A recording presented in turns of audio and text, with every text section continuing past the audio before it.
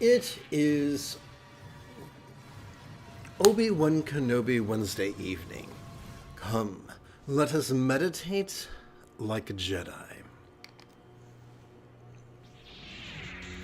This evening we can play with the very latest iteration of very easy meditation inspired by the founding Dzogchen text, The Vast Expanse of Diamond Mind, by Prahe Vajra.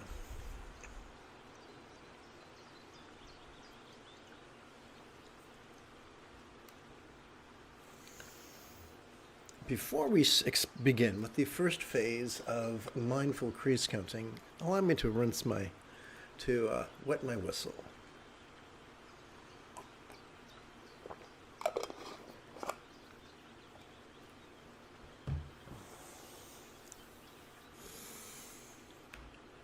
The luxury car of mindfulness and meditation traverses the smooth road afforded to us by Anu Yoga's energy work. There are many types of energy work. The type of energy work I feel is most efficient is mudra or finger gesture oriented.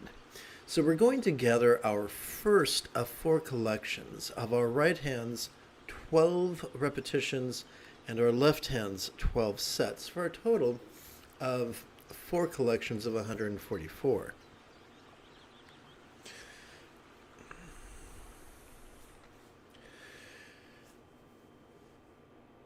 The folks at the gym tell us that we're supposed to do three sets of 10 reps on every exercise. In a similar manner, we can on our every 12 inhalations, we can advance our right thumb in the following manner. I should say, over the span of 12 inhalations. 1, 2, 3, 4, 5, 6, 7, 8, 9, 10, 11, 12. How do we multiply that by 12? By introducing our left hand. 1 set of 12 repetitions. 2, 3 sets of 12 repetitions. 4, 5, 6 sets of 12 repetitions. 7, 8, 9, 10, 11, 12 sets of 12 repetitions. We keep track of our first collection of 144 by resting the great knuckle at the base of our right little finger upon the tip of our left little finger in our lap, palms up, that we might gently invite our subtle energies to coalesce in the bladder region of our lower abdomen.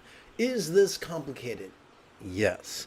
However, allow me to remind you that repetition is the mother of skill. Come to these live streams every 12 hours or so, and within a week or two, you could master the Buddha's path.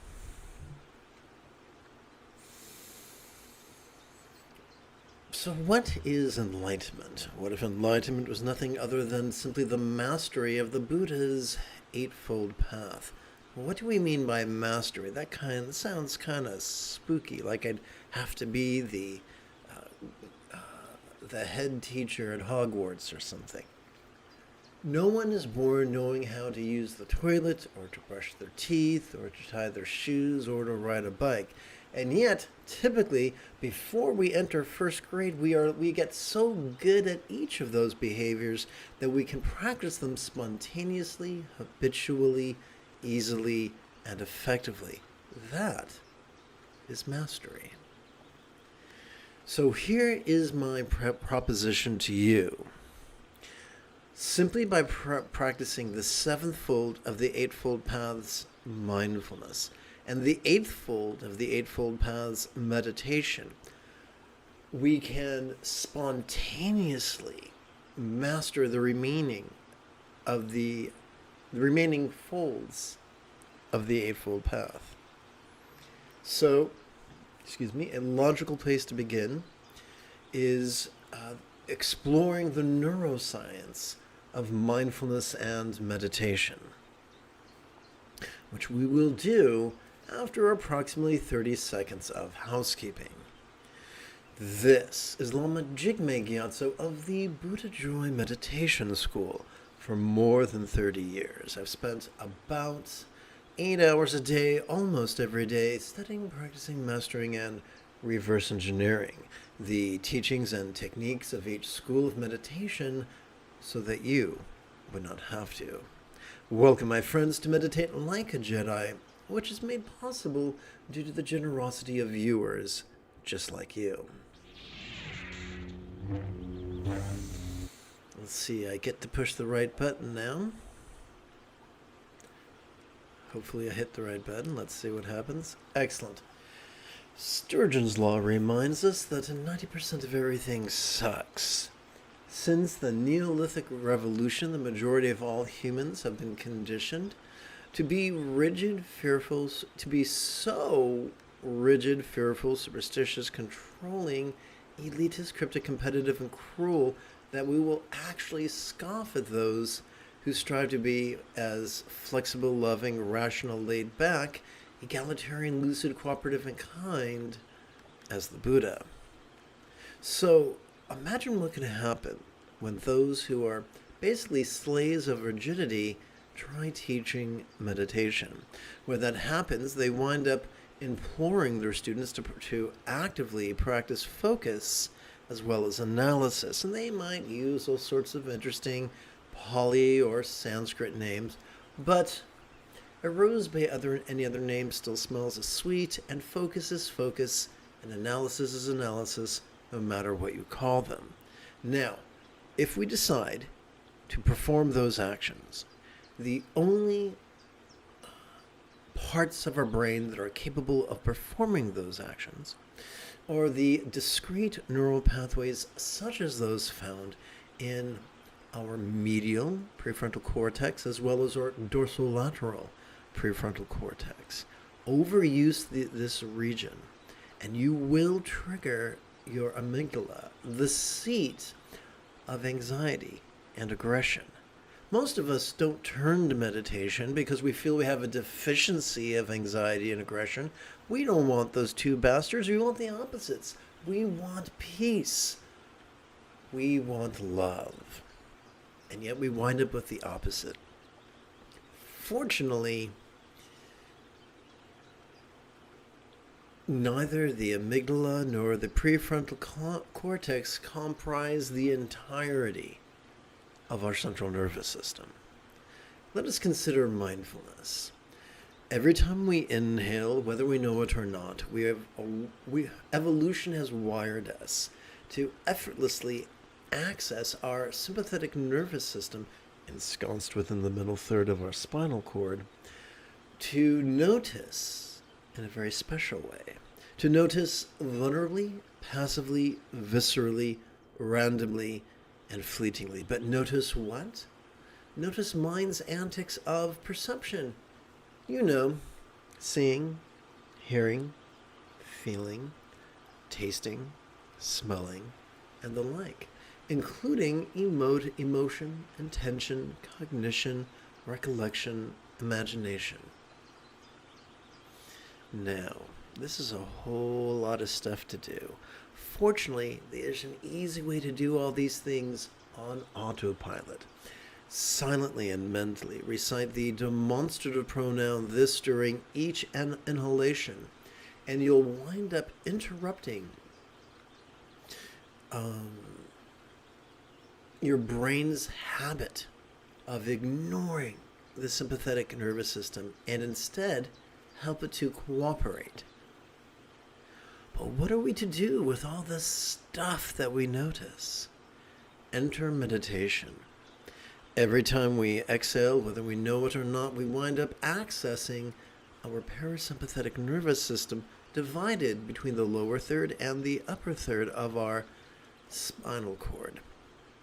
This bad boy has evolved to support both physical relaxation as well as mental release, to the point of causing that which we perceive during our previous inhalation to fleetingly feel as impermanent and non-graspable as a vast empty void. Now, Any good English teacher will remind us that a simile is only as useful as it is relatable. So, what is a real-world example of a non-graspable vastity void? How about the illusion of the infinite azure sky on a bright and beautiful cloudless morn, which, although is tantalizing to the eye, is non-graspable to the hand? Is there an easy way to practice this? Yes. Silently and mentally recite the one-syllable verb ease during each exhalation, and not only will you interrupt your brain's momentum of actively opposing the parasympathetic nervous system, but you'll encourage cooperation, which is the key to becoming the person that your dog already thinks you are. So now, together as a team, let us meditate for the next 10 to 15 minutes. During that time, the moment you have a specific question about mindfulness or meditation or philosophy, simply type your question in great detail in the chat window.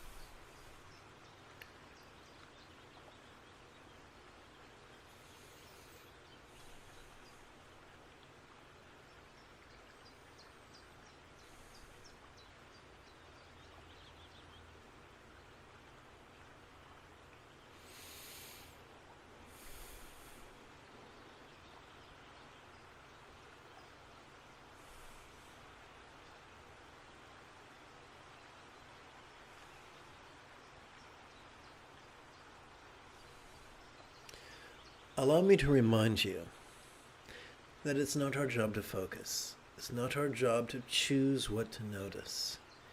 It's our job to exercise the courage of vulnerability, to notice whatever comes up, be it external or internal, physical or mental, pleasurable or painful, interesting or boring, glorious or grotesque. Very noticing and releasing is the path of enlightenment. And it can be mastered in as little as a week or two. Doesn't mean you do it 24/7, but when you sit down to practice it, it gets easier and easier.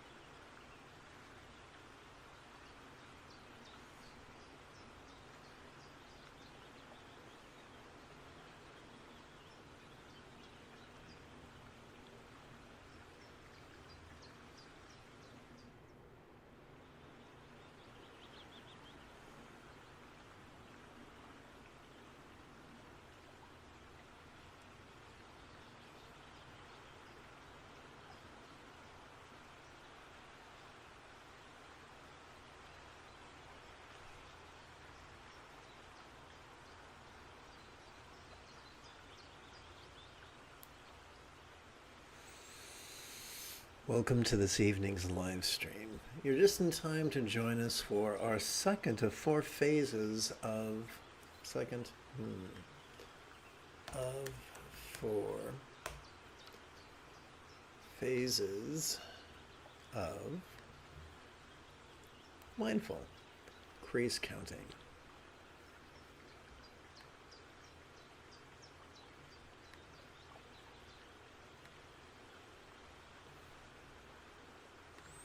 Let's hit copy and move on. Okay, here's how we're going to do it.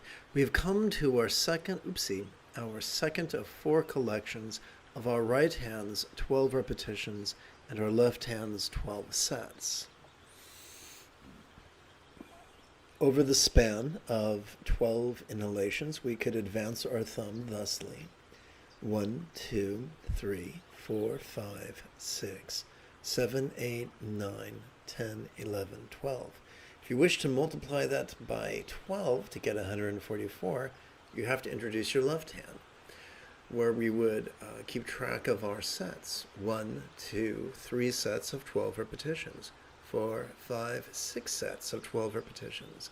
7, 8, 9 sets of 12 repetitions. 10, 11, 12 sets of 12 repetitions. To keep track of our second collection of 144 repetitions, we can rest the great knuckle at the base of our right ring finger upon the tip of our left ring finger and place these two hands palms up in our lap, thus so that our thumbs could happily count creases. Doing so gently invites our subtle energies to coalesce in the navel region of our mid-abdomen. What is the most effective method of watching the antics of mind? It is to silently and mentally recite the demonstrative pronoun this during each inhalation. What is the most effective method of relaxing into mind's empty nature? It is to silently and mentally recite the one-syllable verb ease during each exhalation.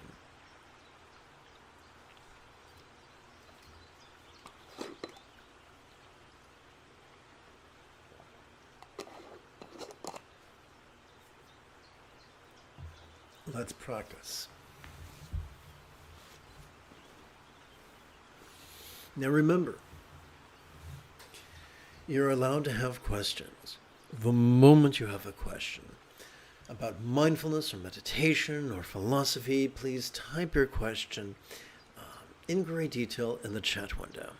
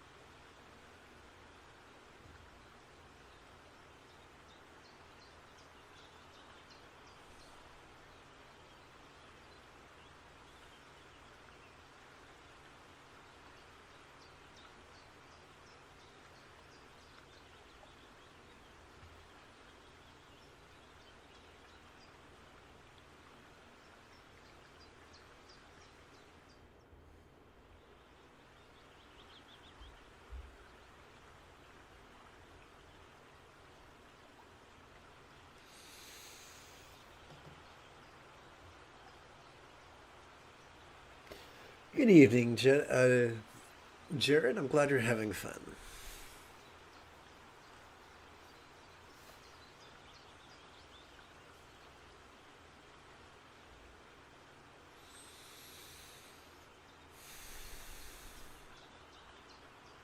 So, as I mentioned previously, the key to mastering the entirety of the Eightfold Path is simply training in mindfulness and meditation.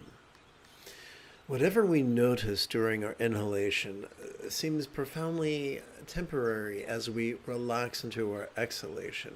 This gives rise to the right view of impermanence and emptiness. Now let us prepare for the third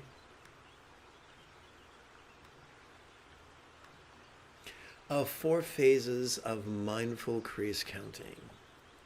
Well, something just occurred to me. I should probably do this over here as well.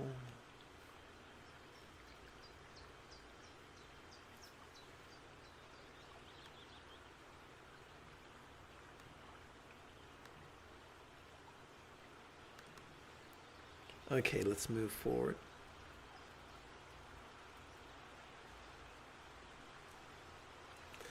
Okay, thank you for your patience. Welcome to the third of 4 phases of mindful crease counting. In an effort to keep track of our third collection of 144 breaths, upon our right hand we can count, let me check the time, we can count approximately 12 repetitions, and on our left hand we can count 12 sets. Let me spell this out for you.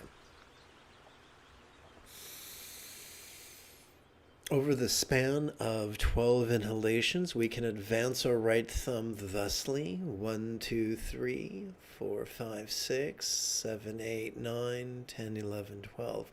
We can multiply that by 12 using our left hand.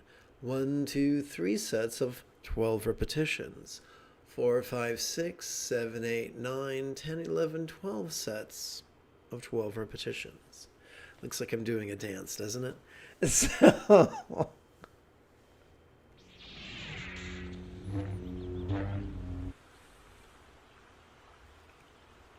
How do we keep track of this third of 4 collections?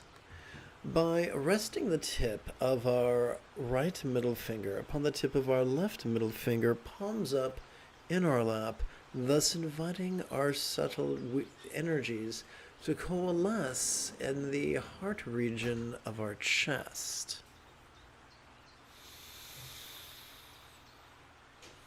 What is the key to noticing mind's antics? It is silently and mentally reciting the demonstrative pronoun this during each inhalation. What is the key to relaxing into mind's non-graspable nature? It is silently and mentally reciting the one-syllable verb ease during each exhalation. So, let us discuss the remaining 3 benefits of regularly training in mindfulness and meditation. We explore the first benefit is that we gain a mastery of impermanence and emptiness. And now for the second benefit is that regularly training in mindfulness and meditation calms the anxiety and aggression of our amygdala. The third benefit of regularly training in mindfulness and meditation is that it stimulates our anterior cingulate gyrus, which functions as the hub of our mirror neurons, the seat of empathy, the root of compassion and love. This is exactly why the late Tukul Tunduk insisted that the highest love is not the product of contrived focus and analysis, but rather the spontaneous and uncontrived fringe benefit of passively noticing and releasing in harmony with our inhalation and our exhalation. So let's practice together as a team right now.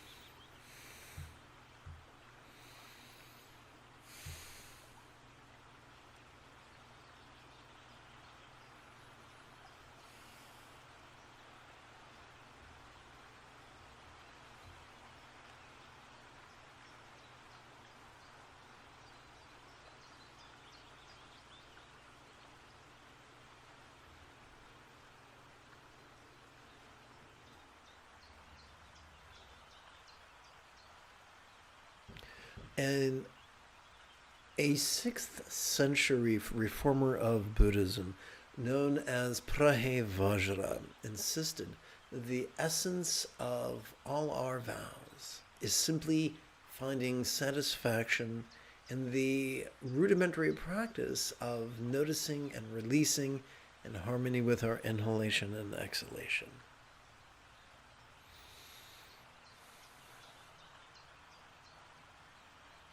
Oh, yes, I forgot to mention.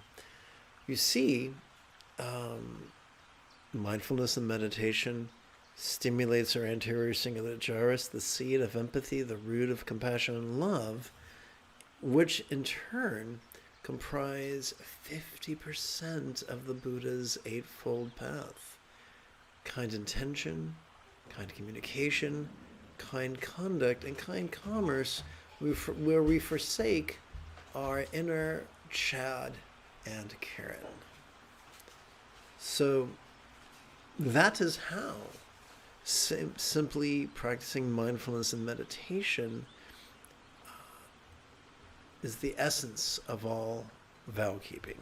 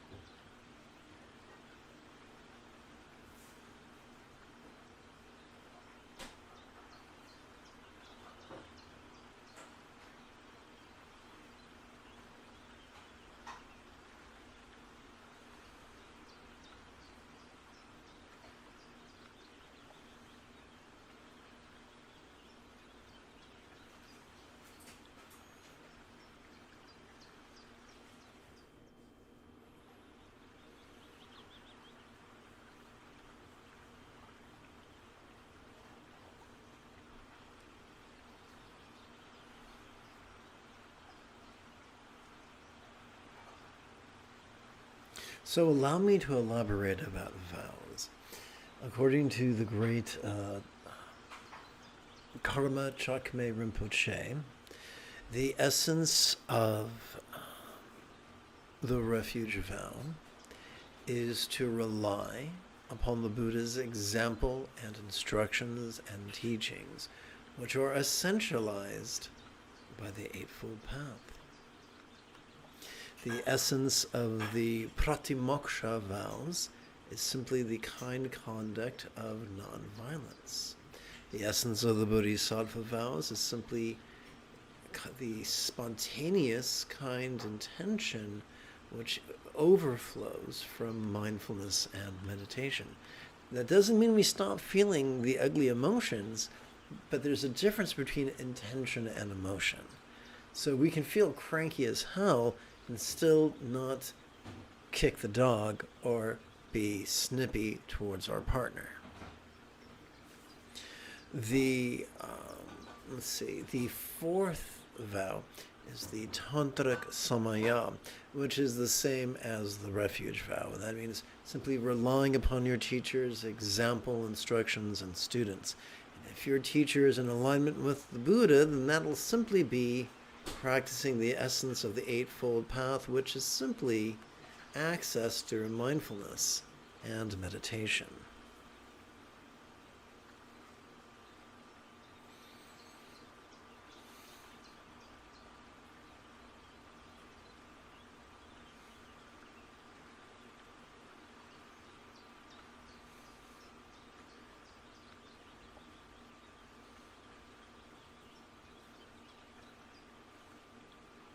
Relaxing into our exhalation does not mean that what we noticed goes away.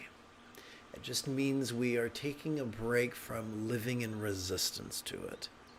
And if you notice yourself in resistance, then you can take a break from living in resistance to resistance. It sounds absurd. All we got to do is harmonize with the two facets of our autonomic nervous system in harmony with our breathing. For we all have a Buddha nature. We all have a sympathetic nervous system wired for mindfulness. We all have a parasympathetic nervous system wired for meditation. We all have an anterior cingulate gyrus wired for empathy. How do we get out of our own way? By using the keys to unlock the door of our own prisons. The key of this, placed into the keyhole of inhalation. The key of ease, inserted and twisted in the keyhole of exhalation.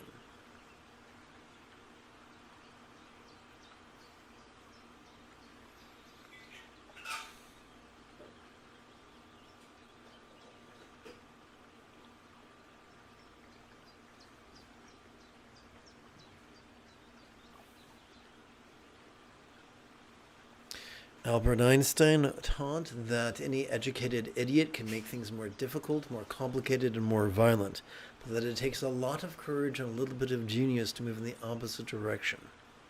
The Buddha taught an easy path. Prahe Vajra taught an easy path.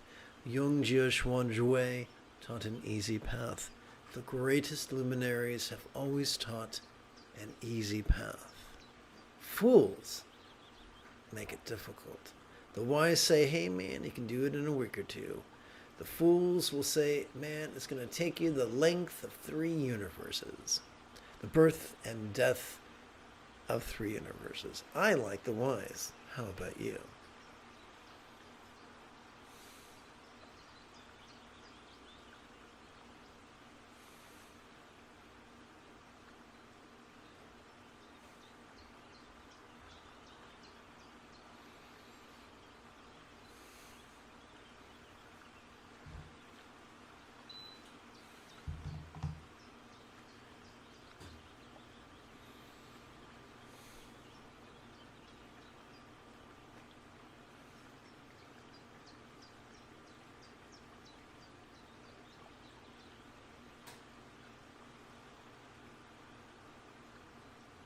Sometimes sitting in meditation is bliss, and you can notice the bliss, and you can relax into the bliss.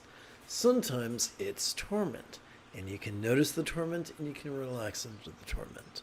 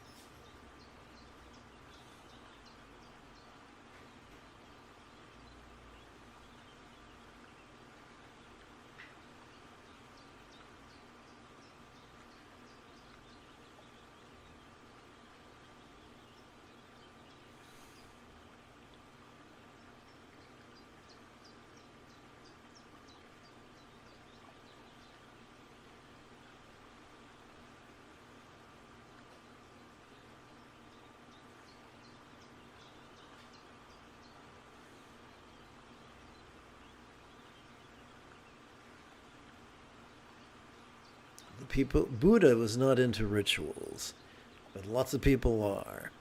The Prahevajra taught there's no need to arrange offerings since that which you would offer is already present on the planet or in our imagination. The best offering is simply to notice whatever it comes up and let go with each exhalation to the best of our ability. Letting go does not mean push away. Letting go just means relaxing as best we can in harmony with our exhalation. Grooving, dancing with our inhalation sympathetic nervous system and our exhalations parasympathetic nervous system.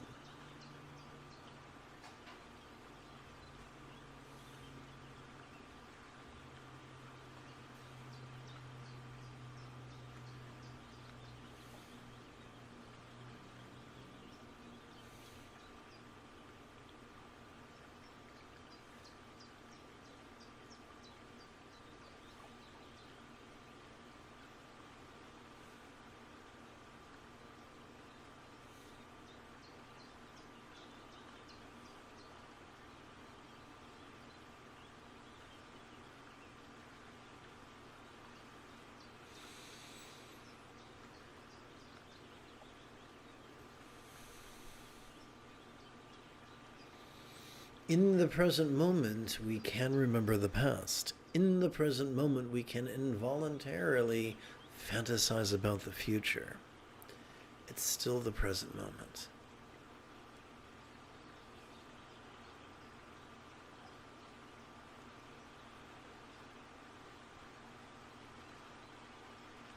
As we sit in meditation, we can have psychedelic experiences or not. It doesn't matter.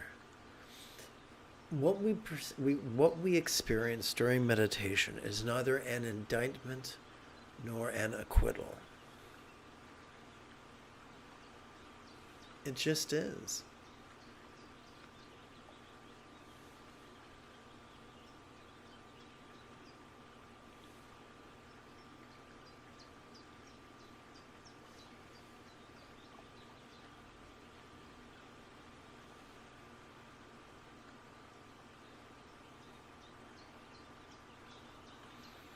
The fundamental duality is pushing and pulling, chasing and fleeing.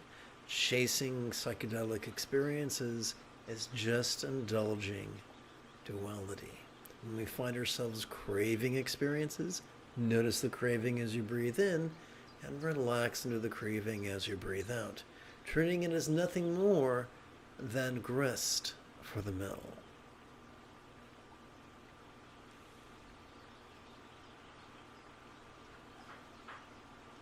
The great Patrul Rinpoche insisted that the ultimate prostration or bowing is simply practicing non-duality. The ultimate offering is simply noticing and releasing.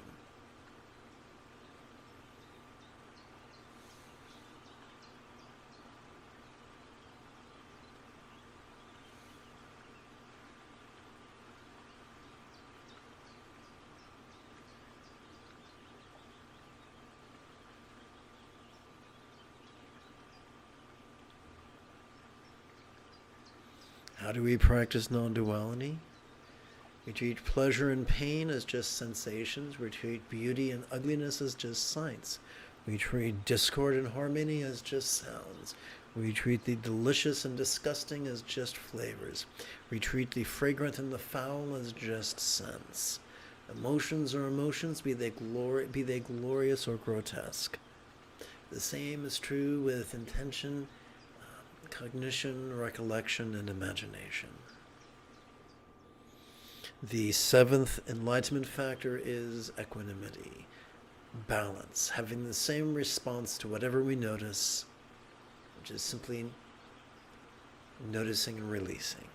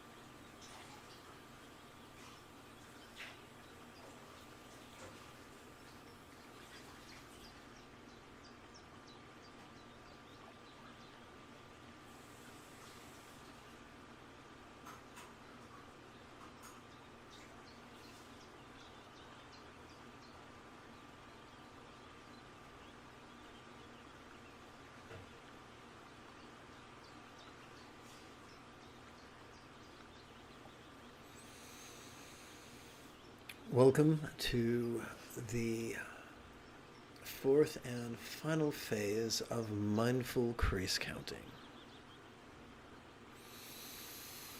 where we gather or keep track of the fourth of 4 collections of our right hand's 12 repetitions and our left hand's 12 sets.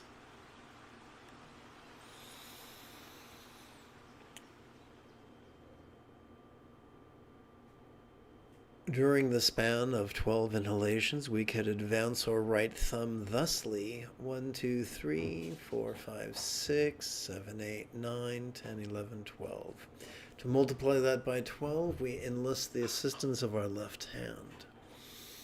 Counting not reps but sets. 1, 2, 3 sets of 12 repetitions.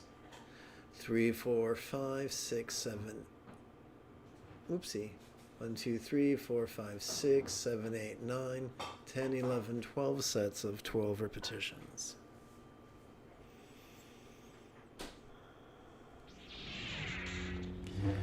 How do we keep track of this fourth collection of 144 breaths?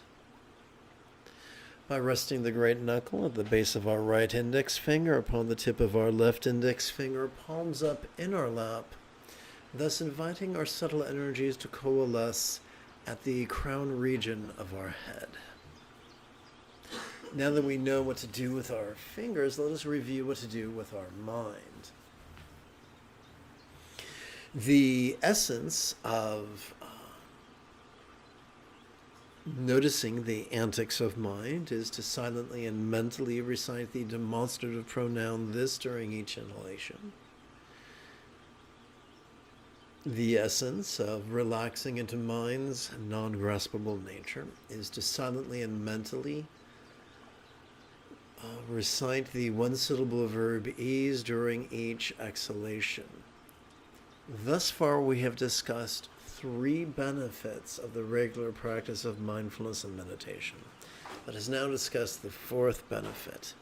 Meditate every 12 hours or so, and you will notice that your choices, utterances, and deeds begin flowing from the effortless effort of love's centered spontaneity. Not scattered spontaneity, but centered spontaneity. This is the 6th fold of the Buddha's Eightfold Path.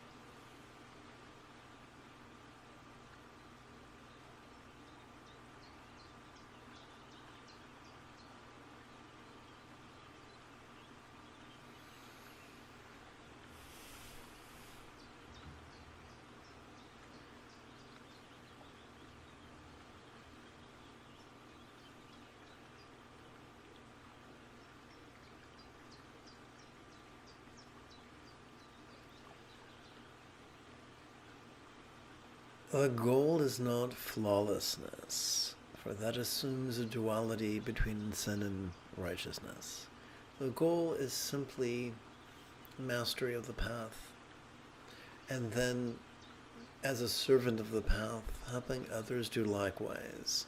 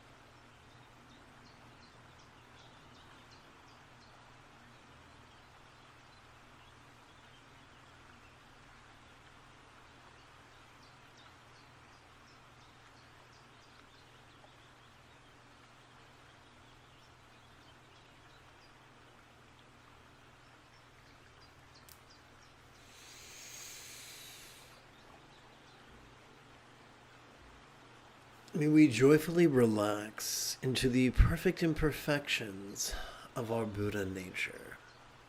If you feel that I have earned it, you could give this live stream a thumbs up. You could even help support this channel.